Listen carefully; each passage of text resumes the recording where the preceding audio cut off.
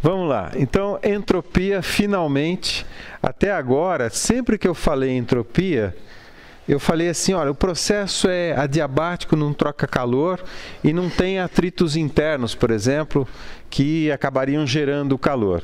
E eu usava isso como sinônimo de entropia.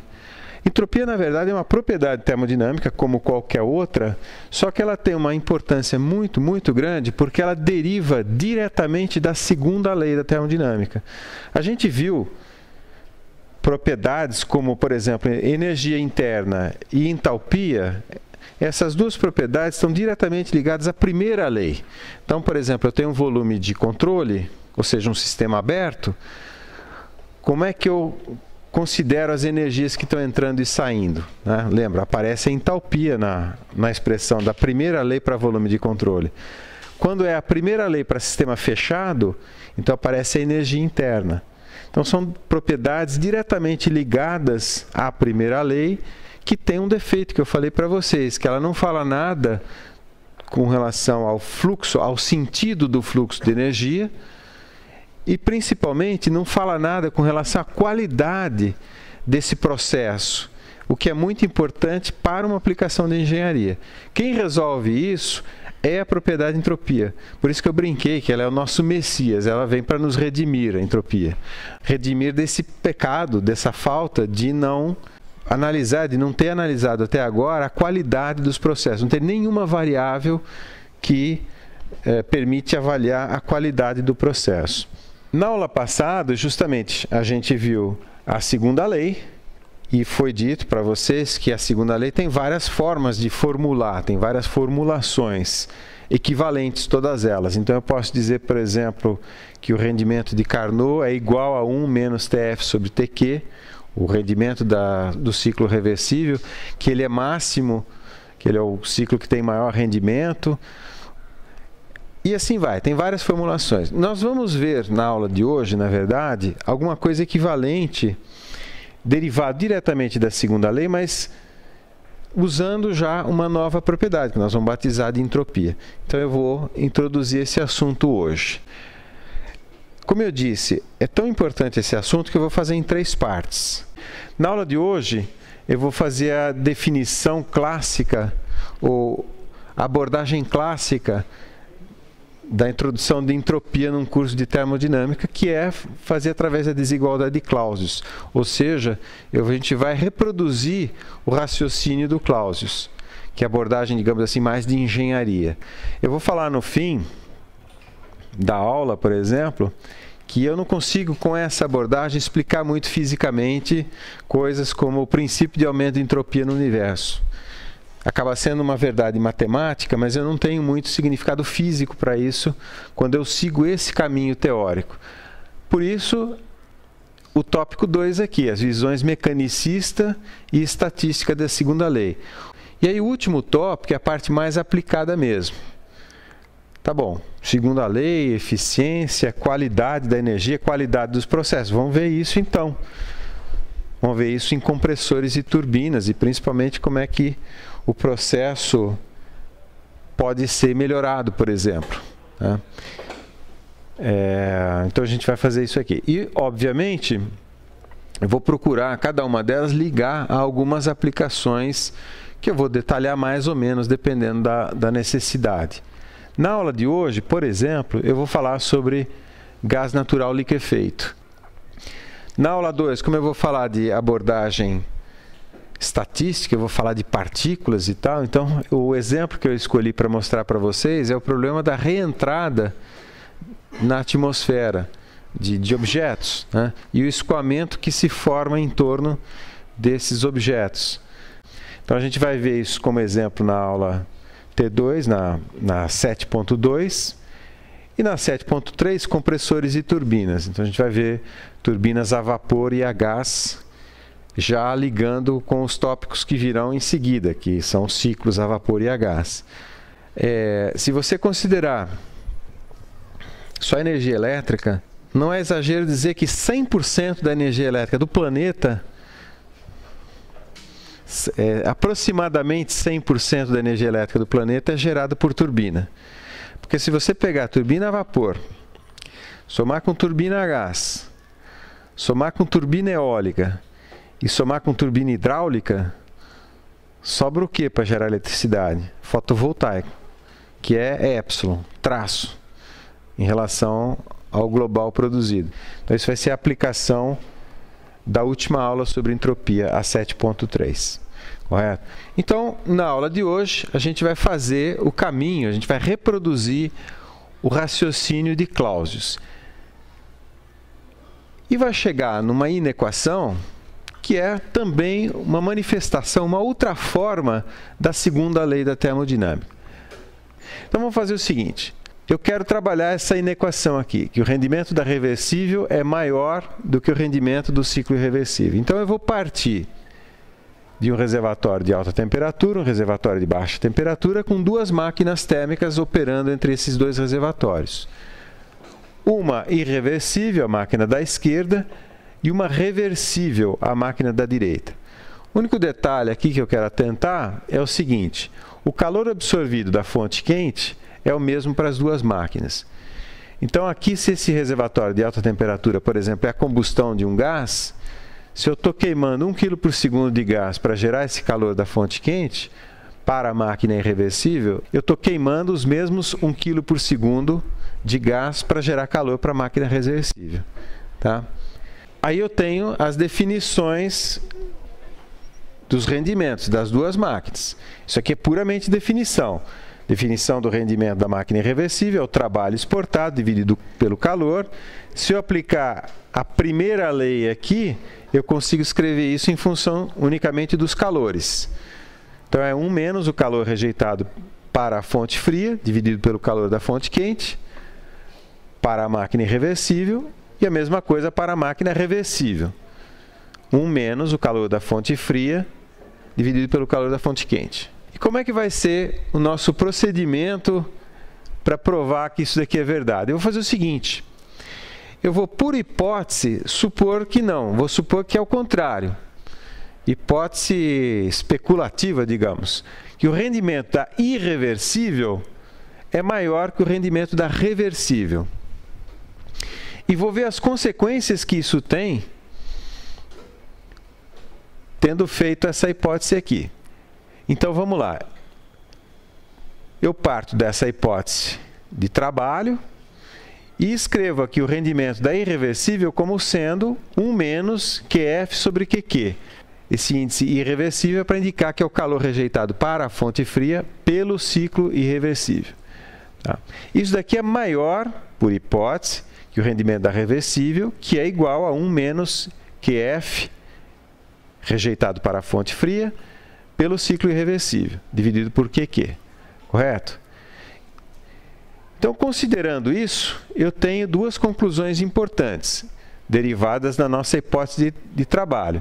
Que o calor da fonte fria irreversível é menor que o calor da fonte fria reversível. A outra conclusão é que o trabalho da máquina irreversível é maior que o trabalho exportado pela máquina reversível. Correto? Lembrando, então isso daqui é consequência da nossa hipótese especulativa.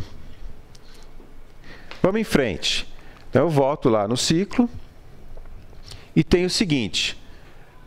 Só recoloquei aqui em cima as consequências da nossa hipótese. Então, o calor da fonte fria irreversível é menor e o trabalho da máquina irreversível é maior. Aí eu fiz o seguinte, eu coloquei em escala essas setas aqui. Então, por exemplo, o QQ é igual. Então, a espessura aqui do traço é a mesma.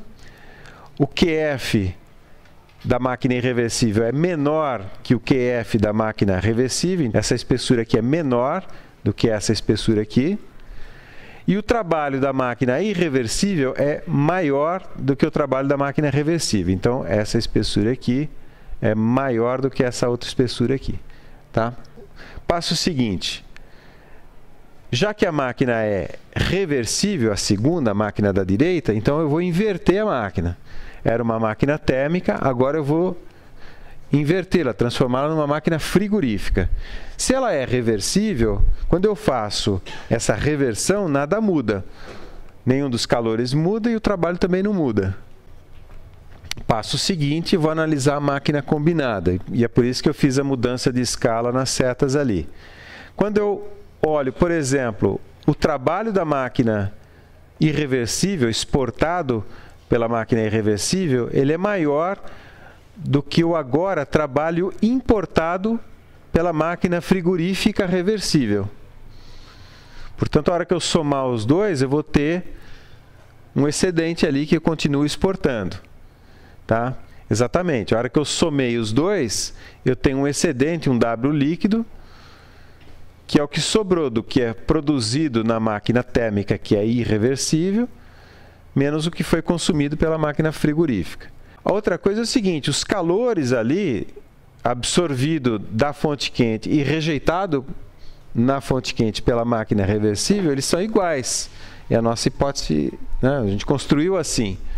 Então eles vão se cancelar. Correto? E a mesma coisa, o calor absorvido da fonte fria ele é positivo. Por quê? Porque o que é rejeitado pela máquina térmica é menor do que o que é absorvido pela agora máquina frigorífica. Resultado, eu tenho um absurdo. Porque eu tenho calor saindo da fonte fria, produzindo o trabalho e sem nada ser rejeitado para a fonte quente. É duplamente absurdo. Né? Para esse calor sair da fonte fria, ele teria que absorver trabalho aqui. E ele teria que ir para algum lugar, ele não pode não ir para lugar nenhum. Portanto, olha, quando eu fiz aquela hipótese especulativa, eu obtive um absurdo. Consequentemente, a hipótese não pode ser verdadeira. Se a hipótese não é verdadeira, é o contrário do que está dito, ou seja, o rendimento da máquina reversível é maior que o rendimento da máquina irreversível. Tá? Isso daí, quem fez esse raciocínio foi o Carnot. Carnot que fez isso. Está lá no livro dele, A Teoria Motriz do Calor. E é aí que o Clausius pega esse conceito e começa a elaborar mais. E vai chegar, vocês vão ver já na definição de entropia. Clausius, então, começou a pensar nessas coisas e ele observou o seguinte, ele propôs o seguinte, claro, ele propôs depois de ter provado, né? Porque é o seguinte, quer ver? Eu vou voltar uma transparência, eu vou pegar aqui, vou lá, aqui, ó. Isso aqui tá bom. Olha essa máquina térmica aqui, independente se ela é reversível ou não. Para o balanço de energia, a gente sabe que o calor aqui, absorvido da fonte quente, a quantidade de calor que eu absorvo da fonte quente é maior que a quantidade de calor que eu rejeito para a fonte fria. A diferença disso é exatamente o trabalho, correto? Esse calor é maior que esse. Mas essa temperatura aqui também é maior do que essa. Então ele pensou o seguinte, se isso daqui é maior, se eu dividir pela temperatura que também é maior, isso daqui, o que dá? Né? Se eu fizer QQ, que eu sei que é maior, dividir por TQ, que eu sei que é maior em relação a quem? QF e TF, isso aqui é maior, menor ou igual? Fiz um negócio meio maluco aqui, né? Porque as coisas tendem a se compensar. Eu absorvo mais calor de uma fonte que a temperatura é mais alta. E eu rejeito uma quantidade menor de calor para uma fonte cuja temperatura é mais baixa. Por isso é que ele pensou nessa variável aqui, ó, calor dividido por trabalho. É isso que ele está investigando. E ele começou a investigar o seguinte, tá bom, eu vou fazer uma integral cíclica, porque isso aí, quem executa isso é um ciclo termodinâmico. Então, ele vai fazer a análise dessa propriedade aqui, calor dividido pela temperatura ao longo do ciclo inteiro. Ou seja, ele quer estudar isso daqui, dQ sobre T, numa integral cíclica, ou seja, durante o ciclo todo. Ele provou, e eu já vou mostrar, que isso daqui sempre é menor ou igual a zero. E mais, quando o ciclo é reversível, a integral de dQ sobre T, a integral cíclica no ciclo reversível, é zero. E quando o ciclo é irreversível, essa integral cíclica é menor do que zero. Isso é uma coisa extremamente importante e tem a ver, é consequência direta da segunda lei e pode ser tomado também como a segunda lei, a expressão da segunda lei. Vamos ver como é que ele fez isso.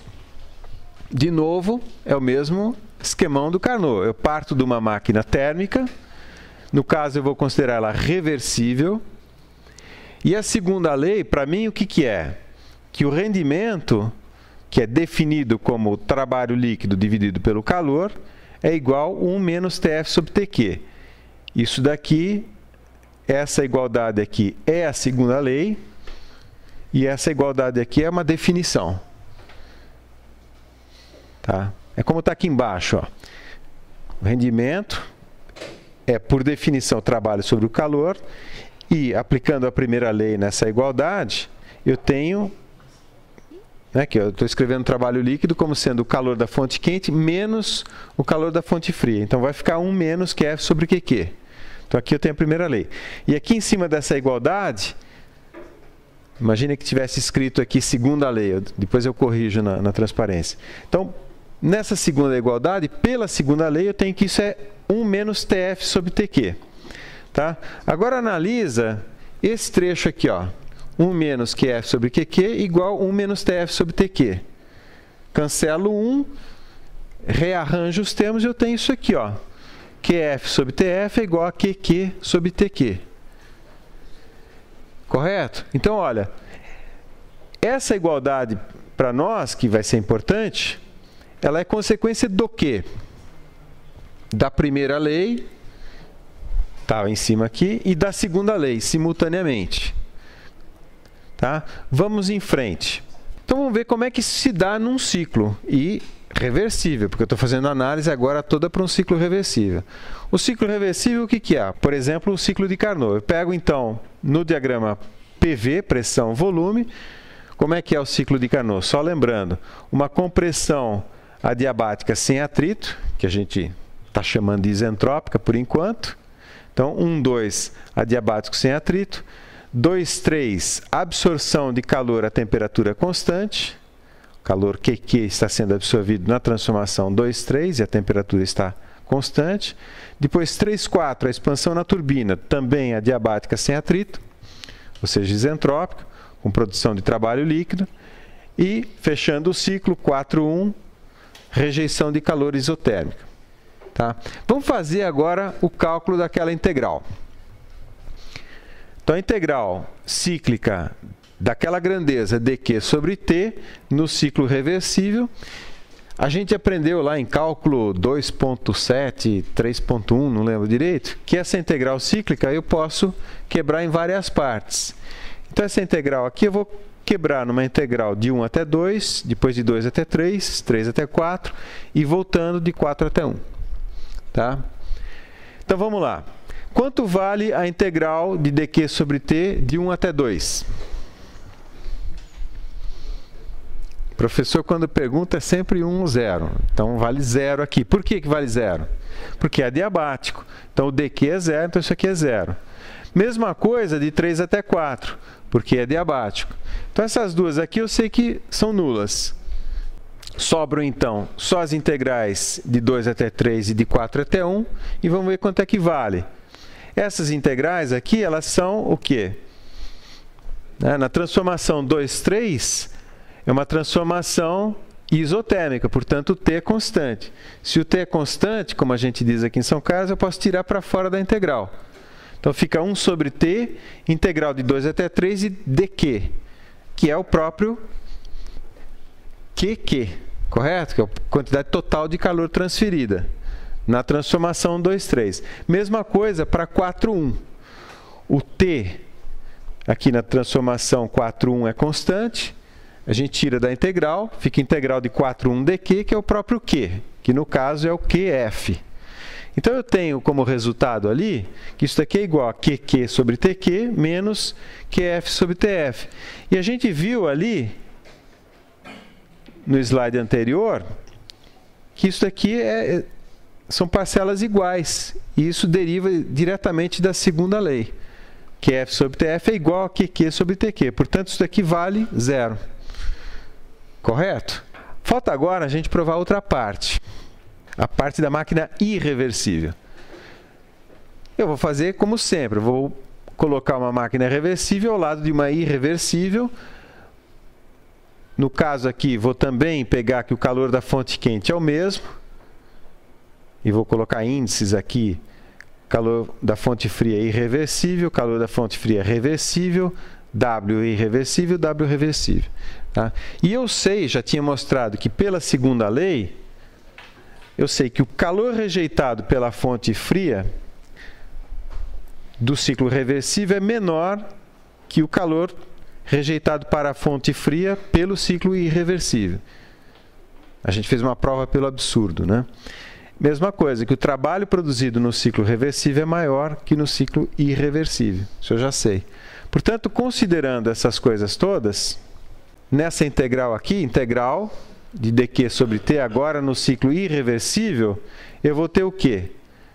Que o qq sobre tq menos qf do ciclo irreversível sobre tf, seria essa integral aqui, isso é sempre menor que qq sobre tq menos qf do ciclo irreversível sobre tf, que é igual a zero. Tá? Portanto, isso daqui, se isso daqui é menor que isso e isso é igual a zero, então essa parcela é menor do que zero. Correto? De novo, consequência direta da segunda lei. Então, perfeito. Mostramos aqui a desigualdade de Clausius. Ou seja, ora eu tenho que a integral cíclica de dq sobre t é igual a zero, se o ciclo for reversível, ou integral cíclica de dq sobre t é menor do que zero, se o ciclo for irreversível. Ela nunca é maior do que zero, é sempre menor do que zero. Você está pensando certo, essas duas, porque não dá para entender fisicamente a consequência disso. Encare até agora como uma verdade matemática. São verdades matemáticas, que têm consequências físicas, mas eu não vou conseguir explicar na aula de hoje. Só vou conseguir explicar na abordagem estatística. E o interessante, já que eu fiz esse parênteses, é que não tem só essas duas abordagens. A mecanicista, a estatística. Tem uma terceira, que é chamada abordagem informacional. Tá? Então, não se assustem, assumam isso aqui, a desigualdade de Clausius, por enquanto, apenas como uma verdade matemática. Depois, nas próximas aulas, isso vai ter um significado muito exato para vocês. Muito claro. Correto? Então, em frente. Agora sim, a gente está pronto para definir a propriedade entropia. Eu adotei esse caminho, que é o raciocínio do Clausius, porque aí fica muito claro o seguinte, que entropia, como eu vou definir, tem tudo a ver, está diretamente ligado à segunda lei. É a primeira propriedade termodinâmica que tem a ver com a segunda lei. Então vamos ver como é que foi o raciocínio do Clausius para propor a definição dessa propriedade chamada entropia. E é a definição clássica de entropia. O que o Clausius pensou? Olha, qualquer propriedade termodinâmica, se eu executar uma transformação cíclica, ela volta no mesmo valor. Ou seja, olhando aqui no gráfico pressão-volume, imagine esse ponto X aqui. Imagine que a propriedade X seja justamente a pressão. Então, vamos supor, aqui no ponto X eu tenho 10 bar. Aí eu estou executando o ciclo, eu venho para 9 bar, 8 bar, 5, 4, 3, 2, 1, né? 2, 3, volto a subir, 4, 5. E qual é a pressão no ponto X quando eu volto, quando eu dou uma volta? 10 bar de novo. É só olhar no gráfico aqui. Quanto é que vale o volume no ponto X antes e depois de execução? A mesma coisa. Se a transformação... Isso é óbvio para isso aqui. Agora, e se a propriedade X fosse a entalpia? É verdade que quando eu dou a volta aqui, a entalpia... O professor, quando pergunta, sempre 1 ou 0. Então, no caso, entenda 1 ou 0 booleano aí. É verdade, sim. Por quê? Porque para definir a entalpia ou qualquer outra propriedade termodinâmica, eu não preciso só de duas. Se nesse ponto X aqui eu tenho a pressão e o volume perfeitamente definidos, então qualquer outra propriedade entalpia, entropia, exergia, tudo que você quiser imaginar vai ter o mesmo valor no ponto X, independente de dar uma volta, 2, 3 ou 10 naquele ciclo lá. Aliás, em qualquer ciclo.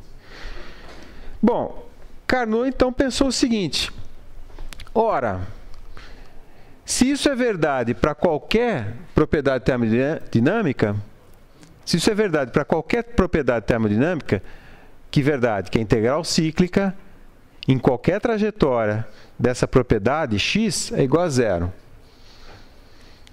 E eu tenho exatamente isso para um ciclo reversível da quantidade de Q sobre T.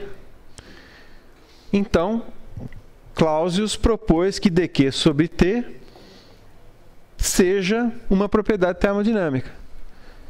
Como está aqui, ó. E ele vai chamar isso de S, ou ds na formulação diferencial. Então, o diferencial dessa propriedade termodinâmica, que eu vou chamar de entropia, vai ser igual, por definição, a dq sobre T. Lembrando aqui, né? Esse D aqui é para indicar que é um diferencial exato, e esse delta aqui é para indicar que é um diferencial inexato, ou seja, quando eu for integrar, vai depender da trajetória. E a unidade disso, quilojoules por quilograma. Está errado, aqui sobrou um erro. A unidade disso é quilojoules por Kelvin. Se for o S minúsculo, o S específico, quilojoules por quilograma Kelvin. Tá? Depois eu corrijo ali.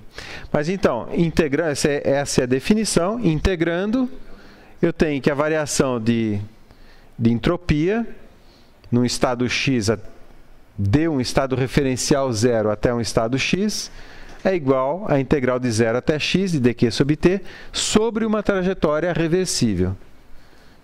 Tá? Duas observações muito importantes aqui. Primeiro, o estado referencial. Como qualquer outra propriedade termodinâmica, por exemplo, entalpia, energia interna, quando eu faço os balanços, o que conta é a diferença. Portanto, eu posso trabalhar com diferentes referenciais, ou seja, quem eu digo que é zero, o estado que eu vou definir como tendo entropia zero, pode variar. O que se chama a terceira lei da termodinâmica é exatamente isso, que a entropia zero se dá no 0 Kelvin na configuração, na fase cristalina da substância. Outra observação muito importante, muito importante. Quando eu for calcular a entropia de cada estado, de cada ponto X do meu diagrama de equilíbrio, eu vou definir um estado referencial e vou executar uma trajetória reversível até aquele estado X, independente se o meu processo real que eu estou analisando está executando outras trajetórias. Então está aqui, eu acabei de falar.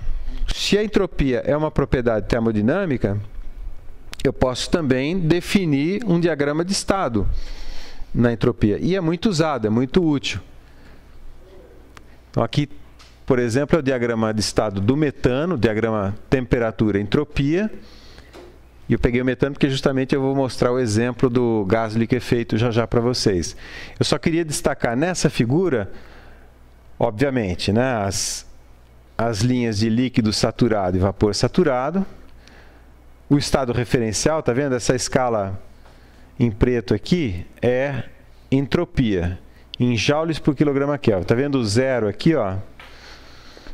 O valor de entropia zero ocorre aqui, próximo, menos 180 graus, eu não sei se vocês estão vendo aqui, mas próximo de líquido saturado.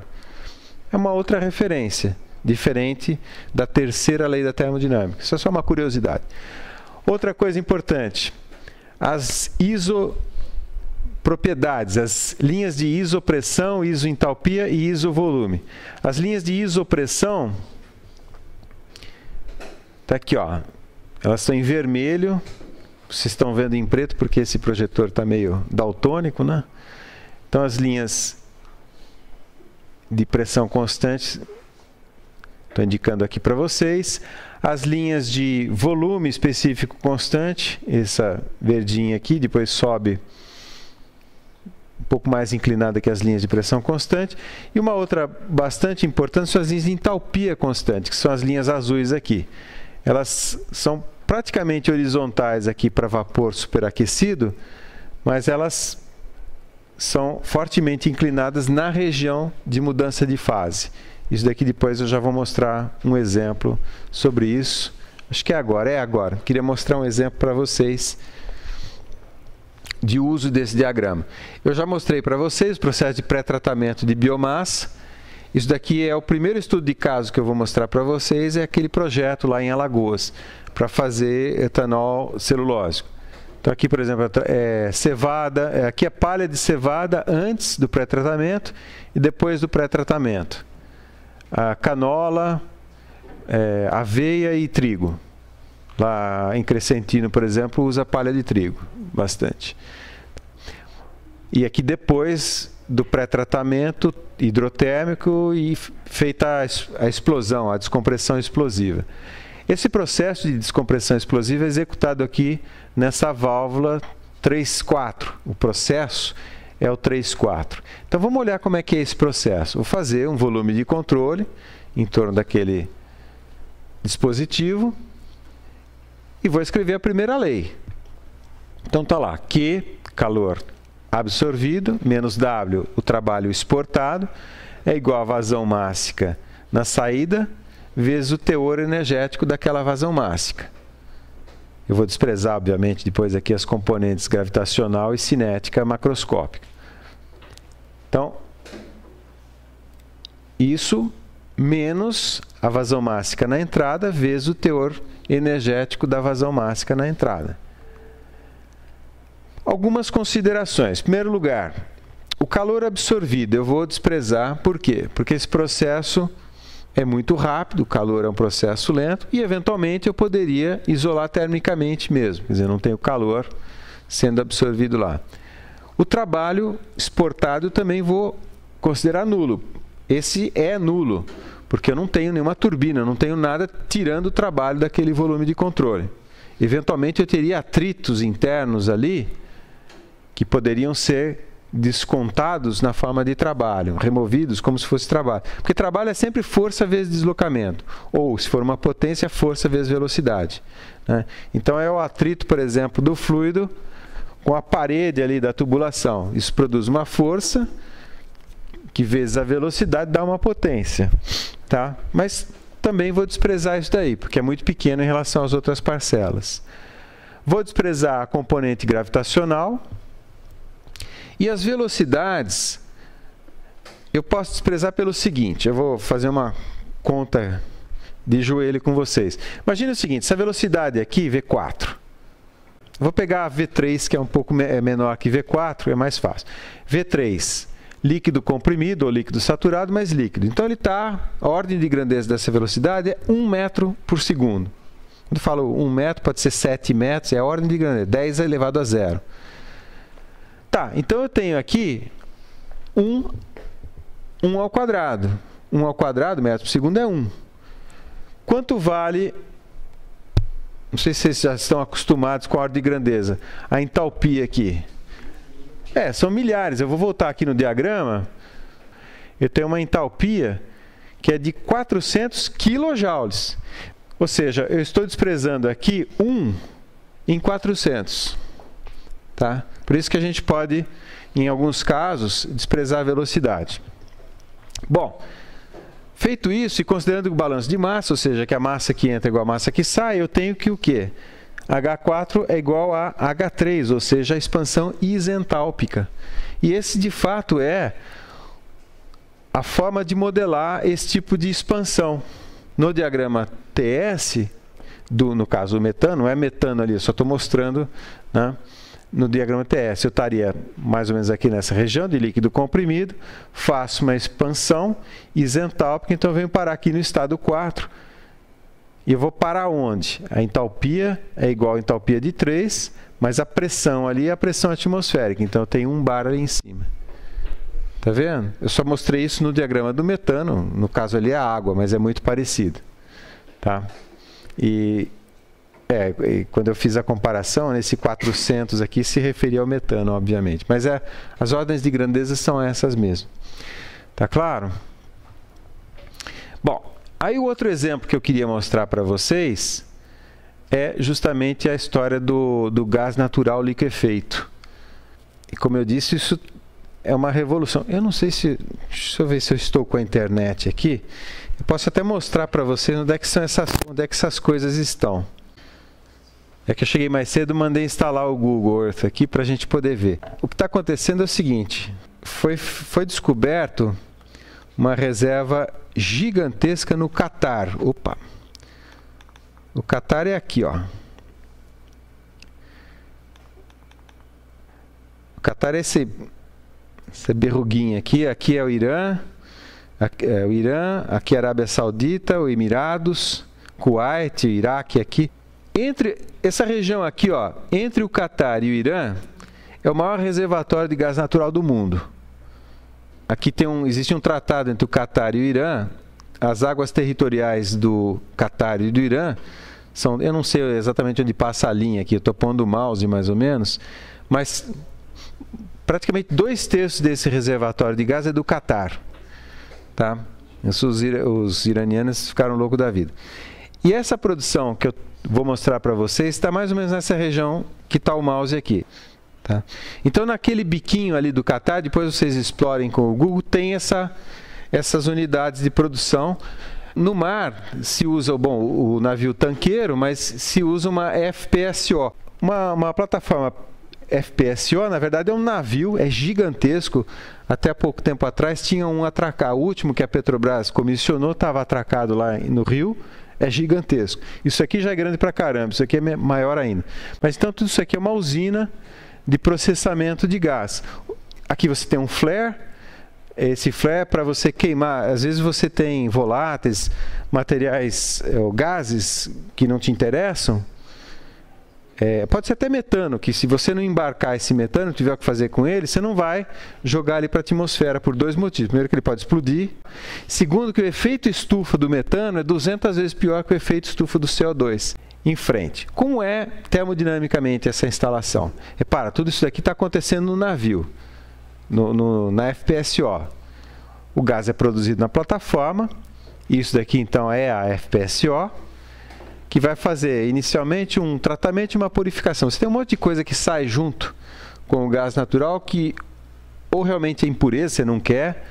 Supostamente aqui no estado zero, você tem metano com, digamos, 99% de pureza. Quais seriam as impurezas? Seriam, por exemplo, outros gases de cadeia mais longa, propano, hexano, sei lá, gases que você não interessa porque você não está vendendo hexano, você está vendendo metano. Mas, então você vai fazer essa liquefação aqui. Aqui eu coloquei esse sistema frigorífico em cascata. Tem um detalhe aí que depois vocês vão fazer sistemas frigoríficos. É muito difícil atingir essas temperaturas muito baixas. A gente vai trabalhar em menos 160, menos 170 graus. Então o sistema frigorífico ele é especial também, é um sistema em cascata, com fluidos diferentes. Tá? Mas então você vai liquefazer o metano e vai sobrar as impurezas aqui. É uma espécie de, ao contrário da destilação fracionada, é uma liquefação fracionada. Aliás, uma das aulas que a gente vai ter é exatamente isso, processo de separação por liquefação. O fato é o seguinte, esses voláteis que sobram aqui, o que não é liquefeito, ele tem alto poder energético. Então você comprime e manda para um ciclo de potência. Uma câmara de combustão gera vapor aqui, ou pode ser uma turbina a gás mesmo, né? Então, câmara de combustão aciona uma turbina a gás, que já de quebra aciona as turbinas aqui de compressão dos voláteis e exporta a energia ou exergia para todo o resto do processo. Bom, então feita a liquefação, o que sobra aqui é mais do que suficiente para tocar o processo todo, por isso que você pode fazer isso embarcado. Você não tem que ligar um cabo, né? Não tem que trazer mais energia do que você já tem. Então a parte de acionamento está toda garantida aqui, aí você tem uma estocagem, aí vai para o navio tanque para ser exportado para o mundo inteiro. Tá ok? Bom, olhando o processo termodinâmico, eu tenho então no estado zero, que sai o gás natural que sai ali da plataforma, ele vai ser refrigerado, ele vai ser resfriado à pressão ambiente, 1 bar, então ele segue aqui essa linha isobárica, aí começa a mudar de fase, aí normalmente é transportado a menos 170 graus, então desce um pouquinho aqui, líquido comprimido, e aí vai para o tanque, correto? Então vamos lá, agora eu vou começar a fechar um pouquinho. Algumas coisas importantes que eu preciso trabalhar com vocês. A história do cálculo da diferença de entropia. Repara, voltando aqui uma transparência, é sempre essa situação. Eu tenho estado inicial, um estado final, e a entropia vai variar. Como é que eu leio essa variação? Se essa é uma propriedade termodinâmica, basta ler esse valor e subtrair desse, independente da trajetória que foi feita. Aqui é uma trajetória isobárica. Como é que foi calculado os valores individuais de cada um desses pontos aqui? Foi feito da seguinte maneira. Eu pego um estado referencial, aqui atrás do navio, que é o 00, tá? E faço uma trajetória reversível até o ponto 1, e calculo a integral de dq sobre t. Faço uma trajetória reversível até o ponto 0 e calculo a integral de dq sobre t. Entendem? Então, a trajetória usada para o cálculo do valor numérico da entropia tem que ser reversível, por definição. E não precisa ter nada a ver com a trajetória sendo executada pelo processo, como está aqui. Tá? Então, olha lá. Falando isso de novo, porém de forma um pouquinho mais genérica, eu tenho uma transformação que vai de 1 até 2. Tá? Eu estou aumentando a pressão, diminuindo o volume. E a trajetória que está aqui é irreversível, ou uma trajetória genérica. Então, vamos pegar irreversível. O ΔS, que eu vou calcular dessa transformação, eu vou fazer o seguinte, eu vou imaginar uma trajetória reversível ligando o ponto 1 ao ponto 2. E aí eu faço, sobre essa trajetória reversível, eu faço esse cálculo aqui. Integral de 1 até 2 de dq sobre t sobre a trajetória reversível. E aí sim vai me dar S2 menos S1.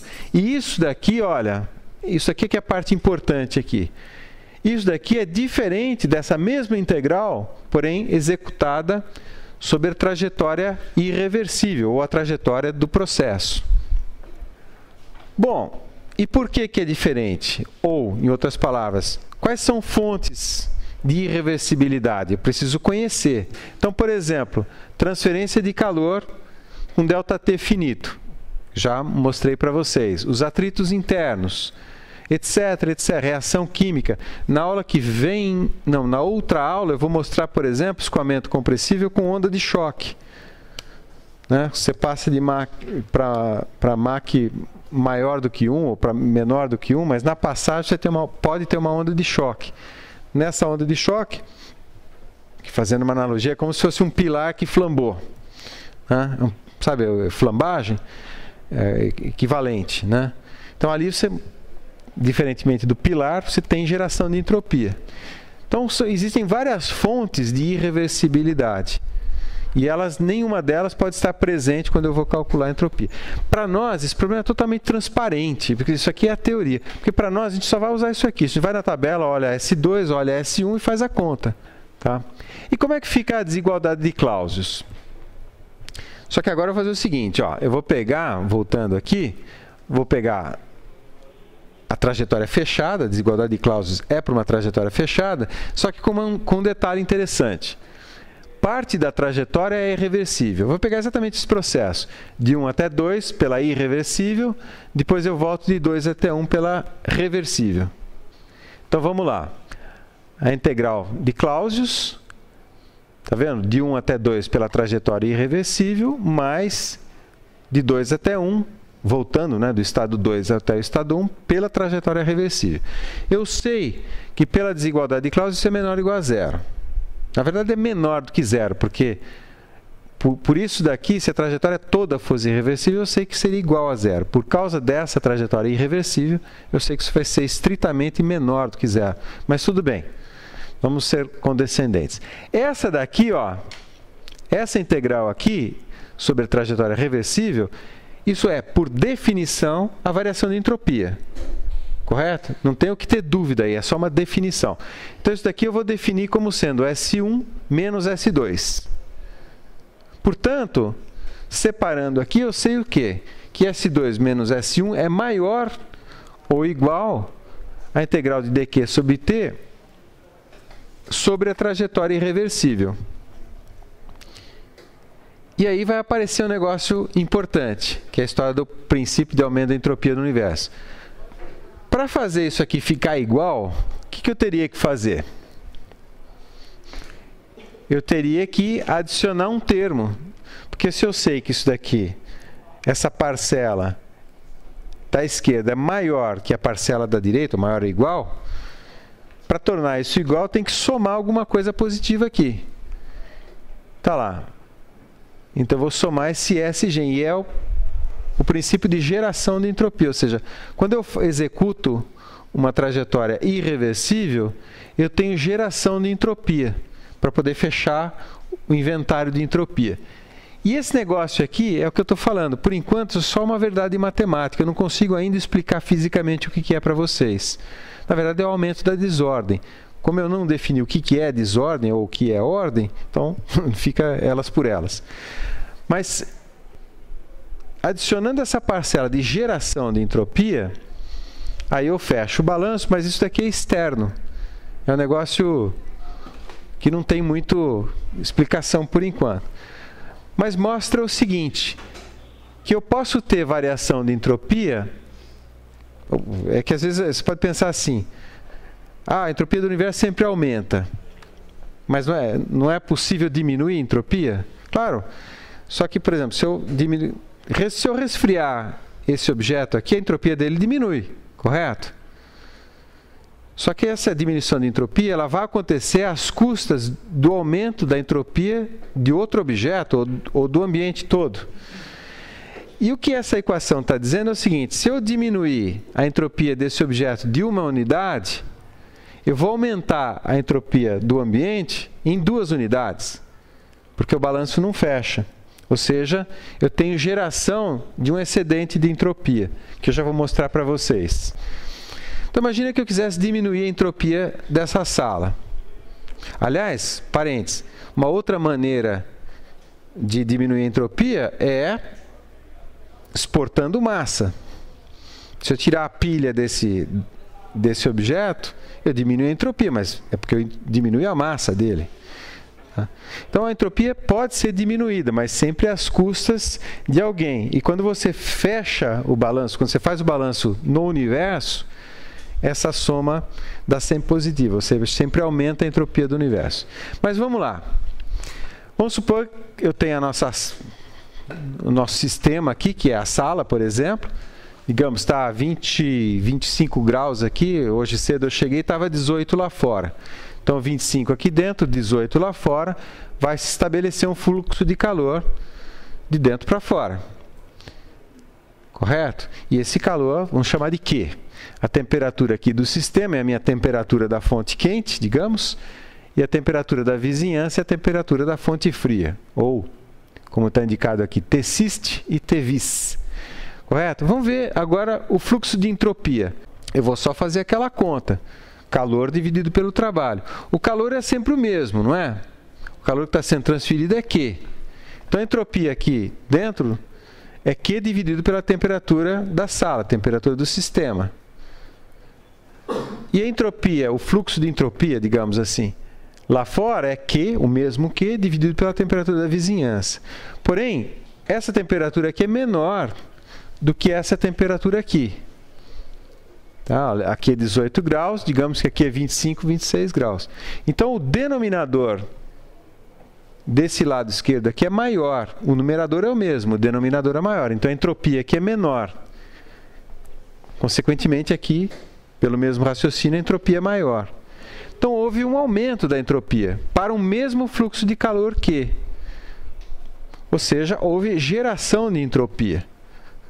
Né? Quando eu exportar a entropia de dentro para fora, de dentro da sala para o ambiente, eu exporto uma certa quantidade e o que é recebido lá do lado de fora é sempre mais do que eu exportei.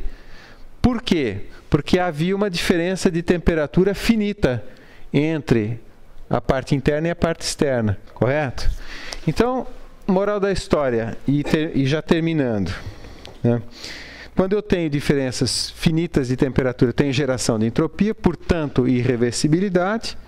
Quando eu exporto entropia, a menor geração de entropia que eu posso ter é zero.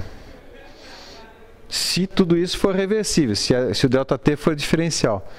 Como não é, né, nunca é diferencial, então eu sempre tenho geração positiva de entropia.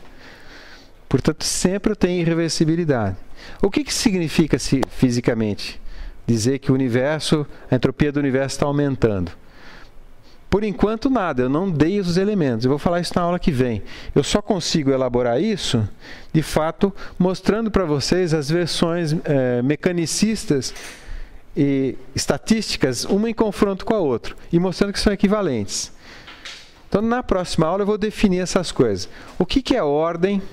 O que é mais ordem ou menos ordem que o processo de calor faz? Porque, já posso adiantar, quando eu tenho aqui exportação de entropia, eu tenho, por exemplo, uma diminuição da desordem aqui, ao custo de um aumento da desordem desse lado. E a gente viu que isso produz trabalho. A partir disso, eu consigo extrair energia organizada. E energia organizada já é outro conceito que eu quero começar a introduzir, que é exergia. Ok? Tá claro? Dúvidas? Então tá. Essa é a primeira, depois nós vamos ter mais 2 aulas sobre o mesmo assunto, mas vocês vão ver que são aulas totalmente diferentes. Feito, pessoal. Obrigado.